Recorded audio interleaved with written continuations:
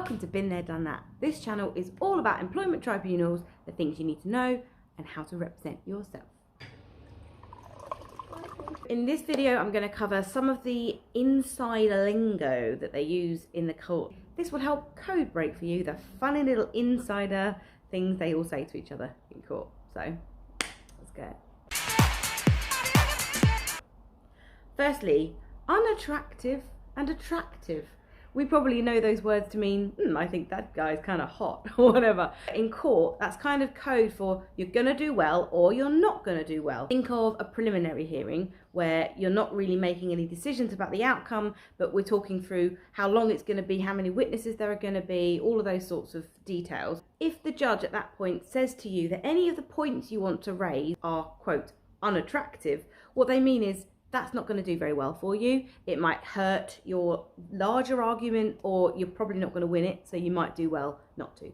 It might be that you're claiming for loss of earnings for a patch of time, and you also want the accrued holiday you would have accrued in that period to be added in too. That would be unattractive, and it might just generally make you look not great.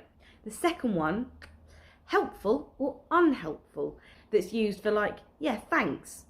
Obviously the judge has got to be very, very impartial. They can't be seen to be leaning towards one side or the other, and they usually aren't. They're very good at being fair. But it does mean that if somebody does something useful to everybody, like says, it's okay everybody, I know what page it's on page 27, they'll say, thank you, that is helpful. They won't say, oh, that's great, you're amazing. So it's just a word that they use which just professionally is grateful for the thing that you did without leading anyone down the path of thinking that they've chosen their favourite or anything like that. Accelerated receipt.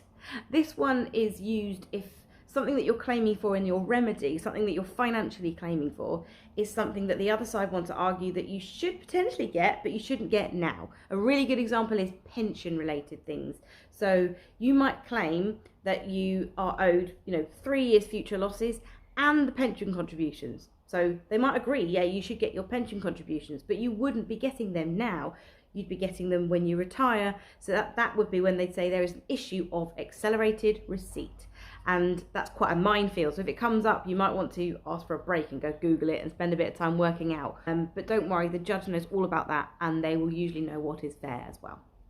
Vexatious.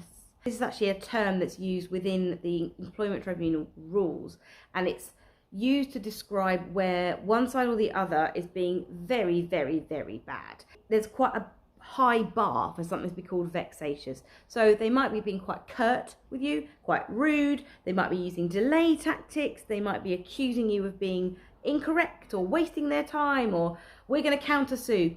All those things are horrible and nasty, but they're not vexatious. Think really, really serious. So yeah, they're going to get your back up. They're going to be horrible to you. They are probably going to bully you a little bit and try and make you go away. And you're not going to go away because we need to fight back. But to call it vexatious is a very high bar. So if you plan to use that terminology, think very carefully about what they did. And if you hear that terminology being used against you, you are well within your rights to be utterly offended and say so. And last but not least, Draconian. I mentioned this in another one of my videos. Draconian is a word which basically means really, really, really old-fashioned. But lawyers tend to use it not just to say old-fashioned, but to say this is stupid and it shouldn't be happening. The rule is just there in case we need it, but really it hasn't been used for years. So if you make a strikeout request, put those things in, and then you might hear their lawyer say, well, this is a very draconian step and we don't want to be taking it.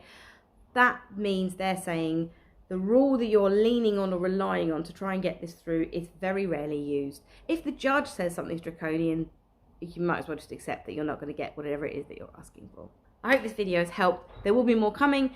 Thank you for all your comments and the likes and the subscribes. It's all really encouraging. And I'm really sorry if you've sent me an email and I haven't replied. I'm getting loads of them and I'm really struggling to keep up. But do put any questions in the comments and I'll try and get to those as quickly as I can. Don't forget to like and subscribe. Thank you.